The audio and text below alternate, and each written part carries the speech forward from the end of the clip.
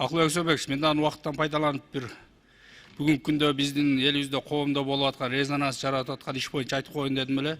Глобалдық фонд бойынша. Ушул боюнча өзүңүз колго алып, ал акча каяктан келип, каякка жумшалганын бир изилдеп туруп, анан жумшасаңыздар. А жердеги келип аткан акчанын 53% кайра эле ошолордун өздөрүнүн зарплатасына тиги бул биздеги жат көрүнүштөрдү элге жайылтканга жумшалып атат. Ошону бир мындай биздин акыры бүгүнкү жумуш баарыбыздан калат. Келечек муунду биз жакшы түз жолго тарбиялап, түз жолго салып коюп кетеличи, эртең тарыхта калабыз. Бүгүн ошол болбогон акчаны алып келип алып, эртең биз бүт жаштарыбыздын баарыны бир туура эмес жолго багыттабайлы. Анын артынан эмне болуп атканын мамлекетибиз бир жаман сөзгө калып калышка аз калды го. Ошону бир колго алып койсоңуздар.